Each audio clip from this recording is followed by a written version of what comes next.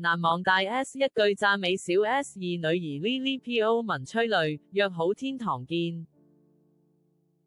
記者張瑞振，台北報道小 S 前晚為了安慰 S 媽發起群星輪番寫文談大 S。小 S 二女兒 Lily 今天深夜於母親節過後沒多久，在社群發文懷念大 S， 並曬出自己小時候和大 S 張嘴對看的淘氣照片。Lily 分享，大家常說我畫得有特色，畫面很震撼，但只有你說 Lily， 我們心靈相通，謝謝你，看見了我畫裏一層又一層。躲在最深處的我，你說你真的是寶藏女孩，姨媽以你為榮，那是我人生中第一次，因為做自己而被讚美。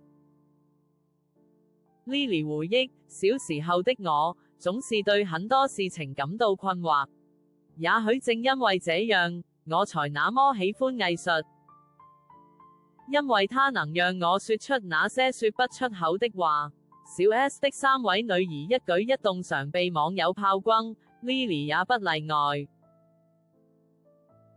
但大 S 力挺態度讓她難忘。有一陣子，網路上的人不太友善，從小到大大家都教我不要理他們就好。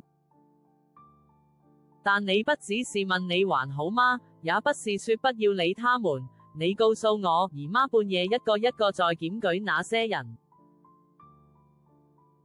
咦，突然好安靜，好像音樂盒沒電了，裏面的芭蕾舞者終於不用再被迫旋轉了。謝謝你。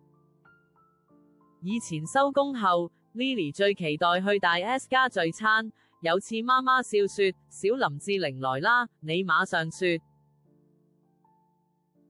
姨媽看到新聞都說你像別的明星，但明明就是像姨媽。米谷也是，你們都是姨媽的孩子。Lily 最喜歡和大 S 聊宇宙，從外星人聊到死亡，你總是那麼認真，那麼開放地回應我每一個古怪的問題。你說，人死後可以選擇想去的地方，因為我們都會成為靈體。我笑着問，那我可以去二次元嗎？你毫不猶豫地說，當然可以，只要你想去哪裏都可以。Lily 認為大 S 簡簡單單的一句話，卻比世上任何複雜的解釋都來得堅定又溫柔。